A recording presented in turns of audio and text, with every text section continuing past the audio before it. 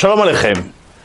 La question d'aujourd'hui, est-il permis d'embrasser le défunt après qu'on ait fait sa toilette, après qu'on ait fait sa tahara? C'est effectivement une question qui se retrouve assez fréquemment dans ces situations aussi difficiles, parfois même dramatiques, où lorsque Dieu nous en préserve, il y a un parent qui décède et dans le drame, les enfants qui sont là présents, ou malheureusement des fois des situations plus graves, on a envie d'une certaine manière de dire au revoir au défunt. La question elle est, est-ce que une fois que la tahara a été faite, une fois qu'on a déjà fait la toilette, alors à ce moment-là on n'a plus le droit de toucher, il se trouve maintenant dans les tachrichim, dans les linceuls, et on est obligé maintenant de respecter ce que la Chevra Kadisha nous demande de faire, à savoir de ne pas toucher.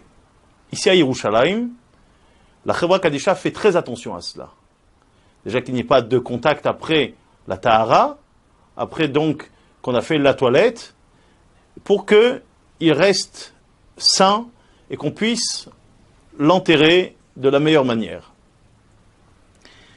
Une question avait été demandée au Rav Arashi d'Israël, au grand rabbin d'Israël, le Rav Bakshi Doron, le Rav Eliyahu Bakshi Doron. Une question qui venait d'Argentine, posée par le grand rabbin d'Argentine, le Rav Ben Chamou, à savoir que en Argentine, les Juifs argentins avaient cette coutume-là d'embrasser la main du défunt au moment où on l'amenait dans la salle, au moment où on allait dire donc les spèdes. Les enfants venaient, ou les proches venaient, pour embrasser la main, alors que la toilette avait déjà été faite.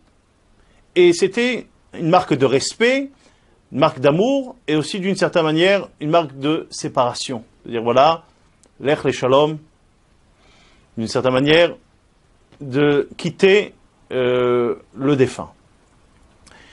Si on regarde le pasouk dans Bereshit, concernant Yosef Hatzadik, lorsque son père Yaakov décède, alors le pasouk nous dit qu'il s'approche, il se met à pleurer et il embrasse.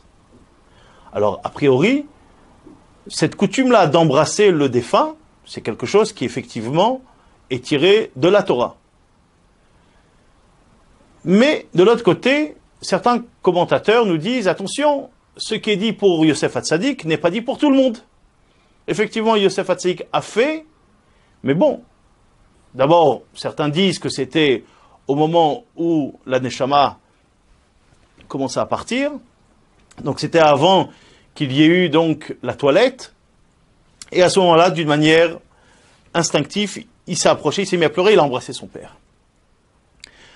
Le Mavar Yavok, qui est un des livres de base sur les lois du deuil, nous amène qu'effectivement, on trouve cette coutume d'embrasser le défunt, d'embrasser donc le niftar, et que les gens proches le faisaient, c'était d'une certaine manière, une manière pour eux d'exprimer leur amour, leur respect, et aussi de se retrouver avec le niftar. Mais à cela, il ramène le Mavar Yavok, attention, ce qui est permis pour tous les membres de la famille n'est pas permis à un père ou à une mère de faire à leur fils ou à leur fille. Cela veut dire que si Dieu nous en préserve, une personne qui perd son fils ou qui perd sa fille, il n'aura pas le droit de le faire. Si on regarde la halacha, dans le Pitrei Teshuvah, dans le Shulchan Aruch, il ramène ce que le Mahavar Yavok nous écrit, il ramène ça au nom du Sefer Hasidim, et qui dit que c'est permis, mais pour le fils et pour la fille, ça sera interdit. Mais par contre, pour les autres proches, ça sera permis. Et il ramène comme référence Yaakov Avinu et Yosef Hatzadik. Donc, dans l'idée, ça serait quelque chose qui serait permis à être fait.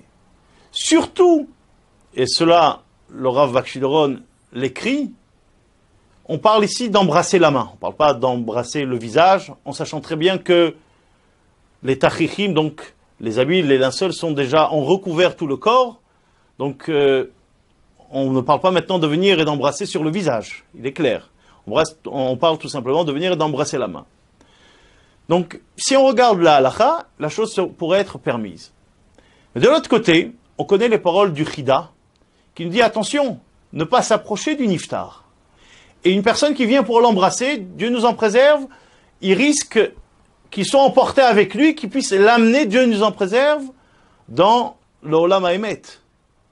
Donc, par rapport à ça, le Chida Akadosh nous ramène dans son livre Dvash Lefi, il dit que il doit faire attention pour ne pas que le niftar puisse l'amener dans l'autre monde. Mais, si on regarde au niveau de la halakha, c'est quelque chose qui est permis. Donc, pour résumer, est-il permis d'embrasser une personne qui est décédée après avoir effectué la tahara? On évite de le faire. Ici à Yerushalayim, on ne le fera pas. Par contre, si on est dans des situations où on a en face de nous une personne qui est en souffrance et qui demande malgré tout de venir et d'embrasser son proche, si ce n'est pas, Dieu nous en préserve, un père par rapport à son fils ou une mère par rapport à son fils ou à sa fille, si c'est un fils ou une fille par rapport à ses parents, et s'il vient pour lui embrasser sur la main, c'est quelque chose qui pourra être fait, c'est quelque chose qui pourra être permis.